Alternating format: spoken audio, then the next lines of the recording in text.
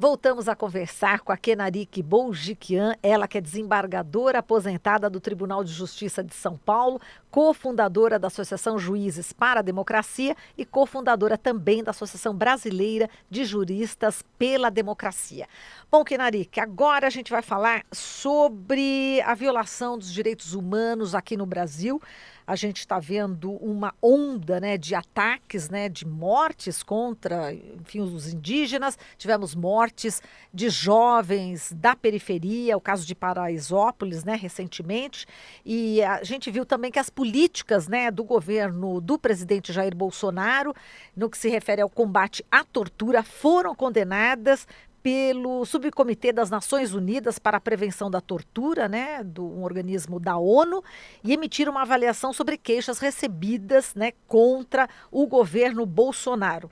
E a primeira constatação formal, né, por parte de um organismo da ONU em relação à violação de tratados internacionais pelo Brasil. É muito grave a situação que a gente está vivendo hoje, Kenarique, com essa onda de mortes, com esse ódio todo, no discurso, né, ideológico, né, colocado aí pelo presidente Bolsonaro? É gravíssimo, né? O que nós estamos vivendo no Brasil, especialmente nesse último ano, que é um crescente de violações de norte a sul. É claro que os que mais sofrem com isso são os mais vulneráveis, a população pobre, negra, periférica, os povos indígenas, mas as violações são de todas as ordens, todas as ordens. Você pega a questão, por exemplo, ambiental, o que aconteceu no Amazonas, tem um projeto ali, as coisas não aconteceram gratuitamente, a falta de atenção com a questão do óleo que vazou. Então, em todos os setores que você vai olhando, você vê uma destruição dos direitos humanos. É um atraso atrás de atraso. Tanto que a ONU, num tempo que é considerado curto para o tempo que a ONU costuma se manifestar, já agora já disse dessas graves violações e especificamente em relação à questão dos mecanismos referente à prevenção da tortura. Mas isso tem se repetido. Por exemplo, a questão da igualdade das mulheres. O país foi proibido de usar usar a expressão gênero nos documentos internacionais, de assinar qualquer documento que tivesse essa expressão. Nós tivemos, e isso se replica desde o governo federal em outros governos. Veja no Rio de Janeiro aquela apreensão de livros, uma Bienal, veja se era imaginável alguma coisa dessa. As mortes dos jovens em Paraisópolis, o assassinato deles em Paraisópolis, 9 jovens que estavam lá. Isso vem se repetindo diariamente. Vamos lembrar aquele começo, os 80 tiros contra uma pessoa, uma família que estava ali num carro, a morte da Ágata e tantos outros que a gente ainda não sabe o nome, né? Sim. Que não vem com essas informações todas. A questão da saúde, a questão da educação. Direitos humanos são amplos e eles cuidam da dignidade humana. Basicamente, direitos humanos é para a gente construir esse mundo melhor, a humanidade melhor, a partir da dignidade humana. E o que a gente está vendo aqui no Brasil, nesse discurso de ódio, é que ele é um discurso de ódio em relação à própria vida, e aí nós estamos vendo a morte dos indígenas, que tem crescido de forma muito significativa. Não é que não existisse antes, existia sim, mas não nesse nível que tem acontecido. Veja Maranhão com os Guajajaras, quantos foram agora nesse curto espaço de tempo. E são muitas outras que estão acontecendo, né? E acho que é preciso pensar que isso vem do fruto do ódio que está sendo plantado e é preciso estagnar esse caminho, porque nós precisamos respirar de forma digna, né? Exato. E falando em respirar, Kenarique, a gente sabe que os indígenas, né, são os responsáveis por termos aí um ar melhor, Sim. Né? Enfim, eles que defendem as florestas, e a gente sabe do seu envolvimento nessa luta, né, em relação a esses povos. Eu sei que você não levava seus filhos quando pequeno para a Disney, mas levava para as aldeias É indígenas, verdade. né? Eu acho que é importante, né? Uma desembargadora falar, né? Ter essa postura e compartilhar, né? Enfim, dessa atitude, né? Com cidadãos, cidadãs, né? É. Porque você acha fundamental, não é isso? A cultura indígena para o nosso país, não é Sim, isso? com certeza.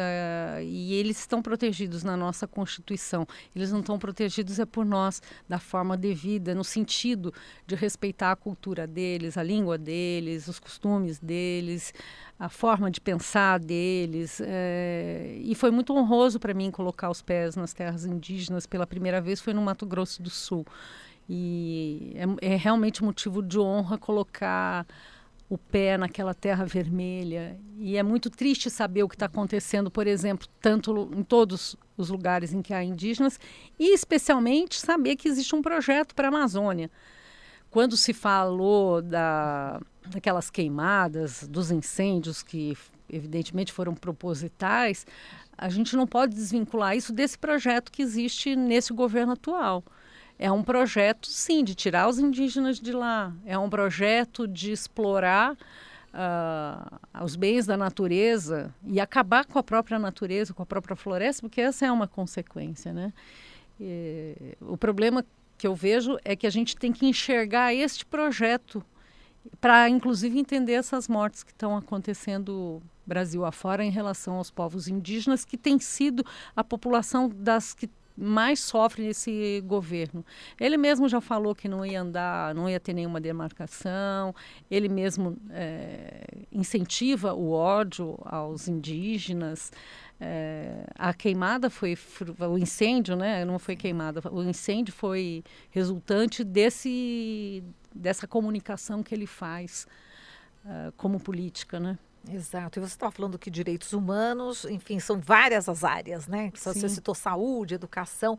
Cultura, né? Você falou da cultura Cultura. indígena, mas É a cultura verdade. também em geral, Em né? geral, exato. Em geral, o que está acontecendo. Veja o que aconteceu na Ancine, tirar os cartazes dos filmes brasileiros. Gente, isso é insano, né? Você não reconhecer a história.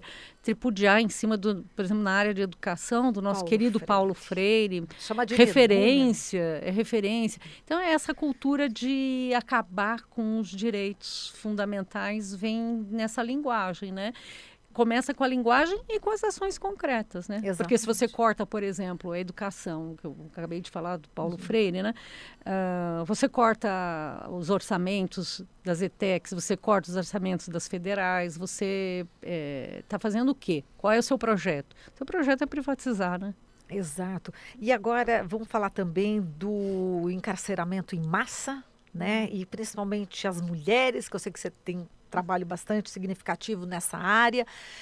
Cada vez mais, né, com esse pacote anticrime, apesar que, né, a excludente de licitude não entrou, enfim, algumas coisas não entraram como o Moro queria, mas de qualquer forma, a visão que o governo tem em relação à punição, à justiça, é bastante polêmica, né, para dizer pouco, né? equivocada, a palavra certa, equivocada. E eu queria que você falasse sobre essa questão, né, do encarceramento em massa, que está cada vez mais, né? Infelizmente, falta racionalidade para tratar da questão do tema da segurança, que é um direito importante que a população deve ter, e o encarceramento. Como se encarceramento resolvesse todos os problemas sociais, e não resolve. E a nossa prática mostrou que não resolve. E eu vou dizer, por exemplo, quando eu era estudante, eu já escutava dizer não adianta aumentar as penas, não adianta ter mais tempo de prisão, o que precisa é ser efetivo, etc. e tal.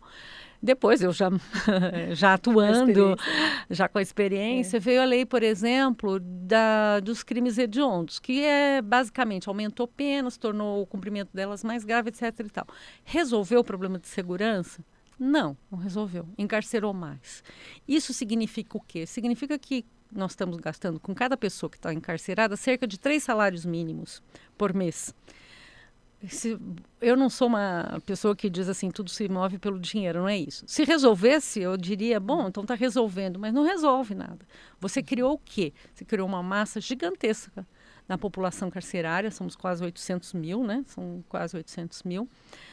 Você teve o crescimento de organizações criminosas nesse período, justamente por esse superencarceramento que facilitou, evidentemente, essa situação. E não houve investimento devido na área de educação. O que nós temos, e os estudos comprovam, é que não adianta aumentar a pena, não adianta só tornar o cumprimento dela mais grave do que ela já é. E todo esse projeto vai nesse discurso falso, engana a população achando que isso vai melhorar alguma coisa, que vai ter mais tranquilidade. Então, são falácias. E isso é que é ruim, você criar projetos de país em cima de mentiras, porque não vai resolver nada, nada, nada, nada. Pelo contrário, só vai piorar uma política que mais encarcera e que encarcera de forma mais grave. Que basicamente o projeto é esse, não tem muita alteração. Algumas coisas foram salvas, vamos dizer assim, como você mesmo mencionou, da questão da excludente, de licitude e outros temas também. Um grupo de deputados conseguiu retirar algumas coisas desse projeto. Mas o projeto como um todo é muito ruim nesse sentido, porque logo nós vamos bater a casa de 1 milhão, com certeza, de preço. E as logo, mulheres, logo. O sofrimento das mulheres? Pois então, das mulheres eu acho que é pior ainda, né? Porque elas são as mais vulneráveis dentro do sistema carcerário. A maioria delas está numa situação de desemprego, com filhos para criar, e existe e não cometeram crimes violentos, que é isso importante registrar. As mulheres, em sua grande maioria, quase a totalidade, eu diria, elas não praticam crimes violentos. Então, elas são sempre as mais atingidas, né? Porque mesmo dentro da escala criminosa, elas são a ponta lá de baixo. São as que são abandonadas posteriormente, né? Poucas são visitadas. O Supremo Tribunal Federal, nesta matéria, tem tido algumas decisões que eu considero muito relevantes e importantes. Uma delas foi reconhecer que o nosso sistema carcerário está em estado inconstitucional. O Supremo Tribunal, num processo, decidiu. Nós estamos diante de um estado de coisa inconstitucional, porque a situação do sistema prisional é tão caótica que não se tem outra palavra e não tem como não reconhecer isso, né? Todas as violações possíveis estão ali elencadas. Em relação às mulheres, mais ainda. Há uma outra decisão do Supremo Tribunal que eu também considero importante, que diz respeito às mulheres com filhos, de priorizar a prisão domiciliar ou outros mecanismos para as mulheres que têm filhos pequenos, né? Isso já estava, na verdade, em leis, em tratados internacionais, porque todo mundo sabe que as consequências da prisão de uma mulher, elas são muito mais deletérias para a sociedade, para a comunidade, para a família, do que a de um homem, porque normalmente são as mulheres que assumem a chefia da família, né? E os impactos que também trazem para os filhos, essa prisão. Acho que a partir desses princípios é que o Supremo deu essa decisão. Mas é muito preocupante um projeto que vai encarcerar mais, que vai reforçar esse estado que a gente já tinha, não é que a gente não tivesse, mas ele vai reforçar em muito essa situação, e quem vai sofrer são os que sempre sofrem no sistema prisional, que são normalmente jovens, pretos e periféricos. Exato. São basicamente esses que vão ter as consequências de um projeto que é insano, que não resolve questão de segurança e que engana o povo. É verdade. E em relação ao combate às drogas, a gente pode dizer que a maior parte, né, desses encarcerados estão de alguma forma envolvidos com o tráfico de drogas, e que também esse combate às drogas também não resolve, né, a questão, né? Não, e acho que também tem que ficar claro que a questão das drogas não são os grandes traficantes que estão presos, né? Veja, tem estudos que mostram a quantidade média de drogas apreendida, e é ridículo, essa quantidade é ridícula perto do que existe de tráfico. Porque o tráfico existe e tem muita gente ganhando dinheiro, só a gente não sabe quem é, porque a polícia não faz nada em relação a esses, né? Esses, em relação a esses, nós não temos nada.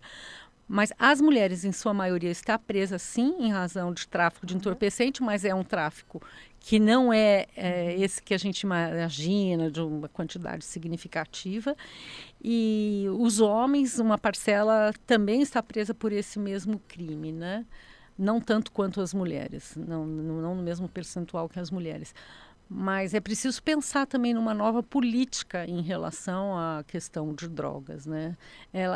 Mesmo a lei que veio, a última da lei de drogas, com o intuito de equacionar uma situação, ela só trouxe mais prisões, né? Agora, ainda falando em mulheres, né, o feminicídio, você não acha que o Bolsonaro, né, incentivando o armamento, enfim, as pessoas se armando, não deve aumentar o número, né, de feminicídio? E também essa questão da arma, dá a impressão, né, já conversei com alguns policiais, né, progressistas, que eles falam assim, olha, é o seguinte, a gente sabe que o governo Bolsonaro não vai dar segurança mesmo, pegue sua arma, faça você mesmo.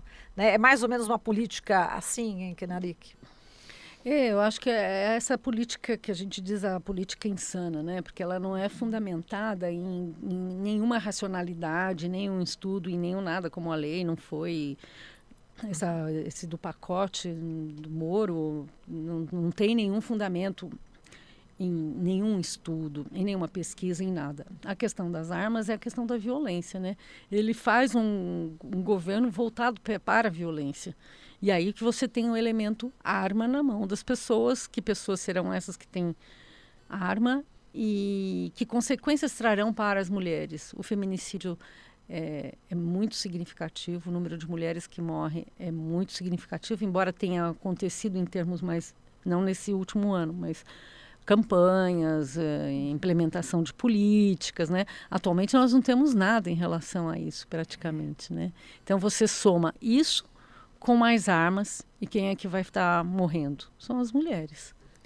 Tá certo. Bom, e com este quadro trágico do Brasil, infelizmente, né, mas vamos ter esperança, eu tenho esperança sempre, porque eu acho que isso é importante. A gente tem que estar na luta para mudar essa situação, para a gente construir um outro Brasil, o Brasil dos nossos sonhos, o Brasil da Constituição de 88. Exato. E vamos para a rua, é isso? Vamos para a rua, né, vamos conversar com as pessoas. Eu acho que esse é o nosso caminho, né? Mirando a Constituição de 88, em tudo que ela traz para nós, servindo de um instrumento para fazer essa construção, mas no diálogo, no afeto, é que a gente vai fazer um Brasil melhor, eu acho. Tá certo. Obrigada, Kenarik, pela sua presença. Eu que agradeço de coração de estar aqui e que a gente esteja de novo juntas. Com certeza, em 2020. Falamos aqui com a Kenarik Bourjikian, ela que é desembargadora aposentada do Tribunal de Justiça de São Paulo, cofundadora da Associação Juízes para a Democracia, cofundadora também da Associação Brasileira de Juristas pela Democracia.